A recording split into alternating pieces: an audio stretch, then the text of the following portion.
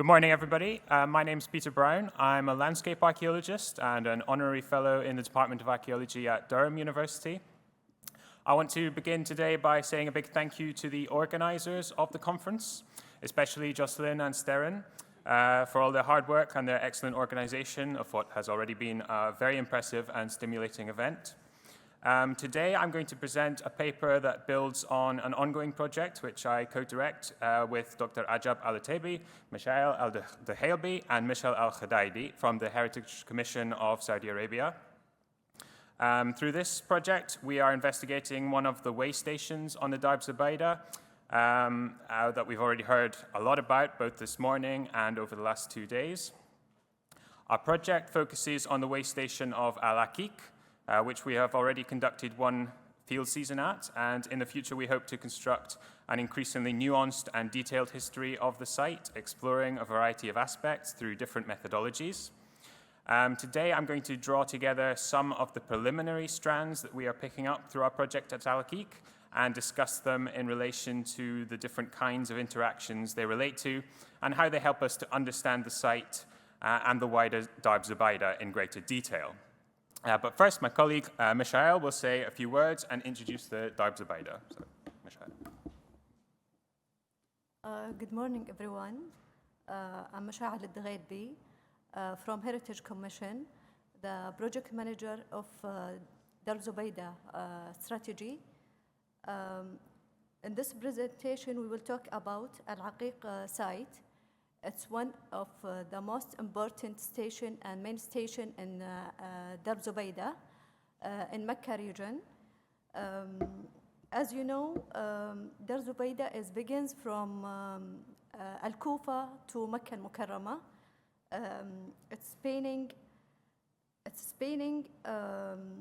length between 1,400 kilometers and 1,500 kilometers to Mecca Al-Mukarrama.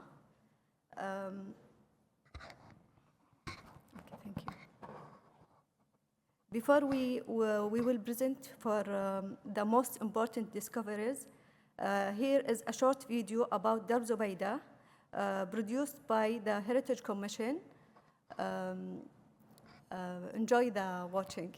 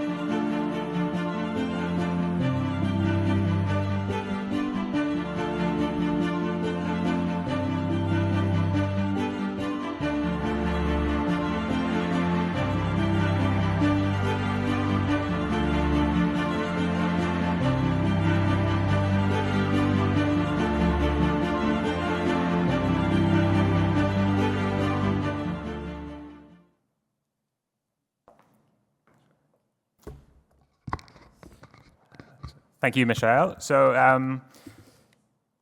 to begin, I want to give a brief overview of the site of al-Aqiq and draw your attention to where it fits in within the wider network of the Darb Zubayda pilgrimage route. We've already seen various versions of this map throughout the event, so some also showing the other pilgrimage routes from Egypt, the Levant, and Basra. The Darb Zubayda, though, is the long-distance pilgrimage route stretching between Kufa in central Iraq and the holy cities of Medina and Mecca in the Hijaz region of western Saudi Arabia. The regions located in between are relatively inhospitable areas and would have been challenging to cross in the absence of any established infrastructure and a support network to provide water, security, and places to rest and reprovision along the way.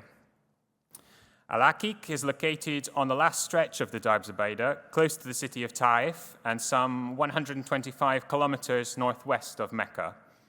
It's also very close to the point at which the Kufa and Basra routes merge before continuing as one onwards to Mecca. The site is situated on the banks of the Wadi al-Aqiq, and as you can see here, the availability of water is the key attribute that explains why it is where it is. On high ground to the west of the Wadi, upstanding ruins of the settlement, built from local stone, are clustered in a concentration measuring about 400 by 350 meters. Lower down and across the green vegetated area of the Wadi bed, you can see the remains of water storage infrastructure at the site. Today, there are 2 square reservoirs at the site that are immediately visible. Only one of these is pre-modern. The reservoir, or birka on the right, is a modern construction, while the smaller one on the left is an original structure which was restored to some extent in the 1970s. Though not visible here, in the past there was also an additional square water reservoir at the site that I will discuss more in a moment. Between the large and relatively well-preserved settlement and the interesting water management structures and other means of exploiting the local environment, our project seeks to build a much more detailed understanding of the site, focusing in particular on how the way station functioned as a stopping point for pilgrims, providing resources to sustain large numbers of people traveling through the desert. 2, understanding the structures of the settlement in more detail.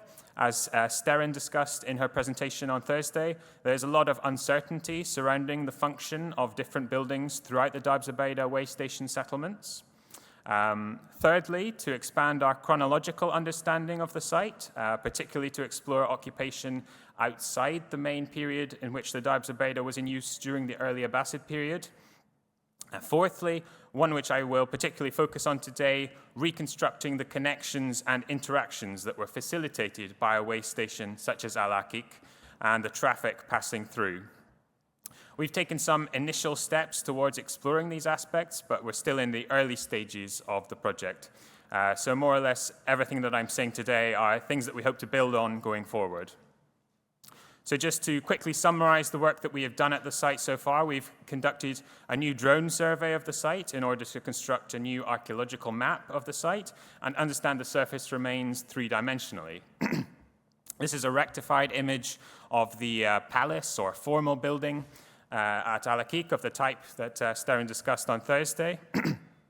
There's a small mosque built into the wall on the right of this image. We've not yet excavated within this structure, but that would definitely be one possible plan for the future in order to pin down with much greater clarity the use and function of this type of structure. In addition, we've conducted a pedestrian survey across much of the site, including an epigraphic survey recording inscriptions on the natural rocks and structural remains at the site, though we've not systematically covered the site in its entirety yet. And we have also carried out some small-scale targeted excavations to investigate the water management at the site, and I'll be discussing the findings from those activities throughout this presentation. So in thinking about the different kinds of traffic and interactions associated with a site such as al-Aqiq, let's focus first of all on the most obvious aspect of the site, its relationship with passing pilgrims. We know from the historical sources that especially during the early Abbasid period, but also to a lesser extent in earlier and later periods, large caravans of pilgrims made the Hajj pilgrimage from Iraq to Mecca. The passage of large groups through the landscape, especially one that presents certain problems for large groups of people, like the deserts of Arabia, throws up all kinds of questions. How were they sustained? Where did they get their food and water? What kinds of other challenges did they face on the way, and how did they deal with them? Bandits, disease, heat, for example. And who else used the route other than pilgrims? Where you have large groups of pilgrims, people performing ancillary tasks must also have been present. People maintaining the infrastructure on the route, guards against bandits, merchants either hoping to sell to the pilgrims or taking advantage of the security and facilities of the route to travel across Arabia, etc. So there are all kinds of interactions implied both via a pilgrim traffic itself and the indirect consequences of that traffic. This is a section of lined routeway entering the western side of the site at al-Aqiq. which I think evokes this most fundamental aspect of the site. And there are cleared trackways running through otherwise impassable areas of boulders within the site's immediate hinterland. So the facilitation of movement through the landscape as one of the site's main features is immediately obvious from the surface archaeology alone. Our epigraphic survey, furthermore, reveals some more personal aspects of the traffic on the Darb Zubayda, in that we have some personal names together with short religious phrases. Here one mentions an Omar, and here an Asim, which are perhaps the kind of things you would expect from devout pilgrims making the journey to the holy city, drawing day by day nearer through an unfamiliar terrain. In addition to the small mosque that forms part of the so-called formal structure at al-Aqiq, there's also what appears to be a musalla structure, an outdoor prayer area with a mihrab, which perhaps would have more readily been able to cater for large numbers of pilgrims. Though, of course, this kind of relatively ephemeral structure is difficult to date with certainty. In addition, the remains of graves within the settlement at al-Aqiq remind us of another aspect of pilgrim traffic. Many of these are built overlying the structures of the settlement, so many of the graves clearly belong to a later phase. However, I just wanted to briefly bring them in here to highlight this aspect of the pilgrim traffic, which death along the road. One of the presentations on Thursday mentioned the exchange of disease as another type of interaction taking place along the various routes through Arabia. And indeed, there must have been a large number of pilgrims who never made it along the route, either failing to make it to Mecca or on their return journey home. So while still relatively ephemeral, we can start to get some sense of the people themselves passing through al-Aqiq as part of these pilgrim caravans. A number of scholars are starting to reevaluate the role of the Darb Zubayda, emphasizing that it was not simply an artery for pilgrim traffic, however, but also a highway for commercial exchange. As both Tim Power and more recently Guillaume Chungto have highlighted, its relationship with mining also raises further questions about the integration of the Darb Zubayda with the local economies through which the route passed. Some of the finds from our pedestrian survey of the site help us to begin to visualize the material connections between al-Aqiq and the wider Abbasid-era world. And all of the diagnostic ceramics that we have collected so far do seem to date from the early Abbasid period, according with the general trajectory of the Darb Zubayda that scholars such as Peter Webb, for example, have reconstructed based on the textual evidence. Here, for example, we have turquoise glazed sherds from southern Iraq, probably from the hinterland of Basra. These wares are, of course, very common on sites from this period, and it's perhaps not surprising that they were making their way down the Darb Zubayda and would have been in use at the way stations along the route. When we turn to soft stone or steatite vessels, however, we perhaps can begin to glimpse the impact that a way station such as al-Aqiq had on the economy of the surrounding region. Following Julie Marchand, all of the fragments that we have recovered so far are cooking pots, which stylistically belong to the 9th century. We've not yet carried out any provenance analysis, so we can't say for certain from where these vessels were sourced. But there are soft stone sources within the wider region surrounding al-Aqiq. For example, at Khuraba, which does have evidence for production during the Islamic period. The most obvious configuration, therefore, would be that the vessels at al-Aqiq came from production sites relatively close by, linking the site and its population with a wider regional economy. Moving further afield, 2 fragments of Chinese porcelain from the pedestrian survey at al-Aqiq take us beyond the Arabian Peninsula. These 2 fragments are from tea bowls produced in the Changsha kilns in southern China. We've seen versions of this map in several presentations so far, showing an approximation of the long sea route through which these ceramics must have been brought to the Arabian Peninsula. Ceramics of the same type as those found at al-Aqiq were found in huge numbers on the Belitung shipwreck, just off Sumatra. In the analysis of the wreck, these ceramics are dated to the early 9th century, so again, very much in keeping with the early Abbasid chronology for the main phase of occupation at the way station sites. Many of you will be familiar with the iconic display of these tea bowls at the Asian Civilization Museum in Singapore, from which it is immediately apparent that from just a few successful voyages carrying cargoes like that of the Belitung wreck, thousands of these tea bowls would have been brought to the Arabian Peninsula. In a recent paper published in the Journal of the Royal Asiatic Society, Wen has mapped the few other sherds of Chinese ceramics known from the Darb Zubayda. These are documented at Zubala and Faid, and both closer to the Kufa end of the route. The conclusion in that paper, based on the small number of finds, is that Chinese ceramics were probably personal belongings of pilgrims on their way to or back from Mecca, and their circulation and redistribution in Zubala and Faid were more a result of the pilgrimage along the Darb Zubayda than of direct trade between these two pilgrimage route stations and markets where Chinese wares were available for sale. Just from our first work at al-Aqiq, we can already add an extra data point to this analysis, and I suspect that as more work is done along the Darb Zubayda, it will become clear that Chinese ceramics were more prevalent than it currently appears. So we might have to revisit the interpretation that these were only goods carried by pilgrims obtained from elsewhere, rather than being actively traded along the route itself. As well as the passage of pilgrims and links with commercial networks, we are also beginning to assemble a picture of how al-Aqiq as a settlement and population center interacted with its environment. One way in which this can be visualized are the remains of grinding stones, both found in situ within one of the structures at al-Aqiq, as well as scattered across the surface as fragments. We don't know exactly from where these are sourced, but clearly they relate to the processing of foodstuffs, likely cereals, at the site.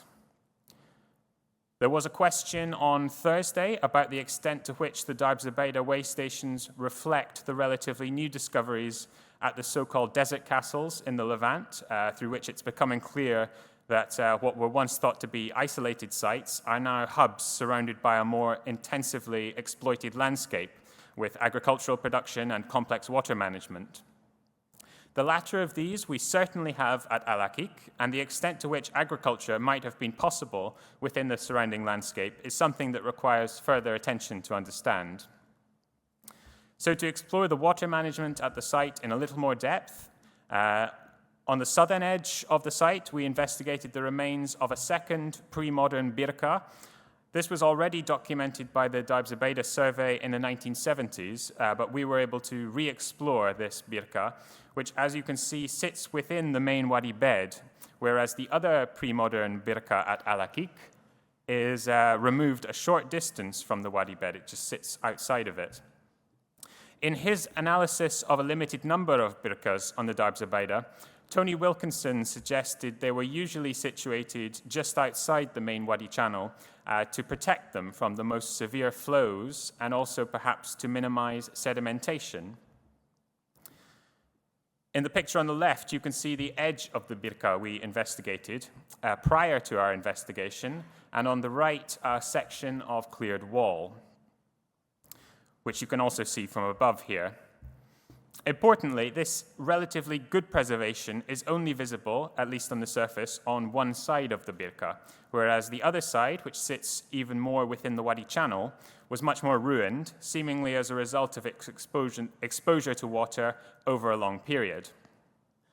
We don't know exactly when it fell out of use. We didn't encounter any dating evidence during the exposure of this structure. But one possible interpretation at this stage is that this birka represents our first phase at al-Aqiq, which over time was found to be unworkable, perhaps due to siltation because of its location within the wadi.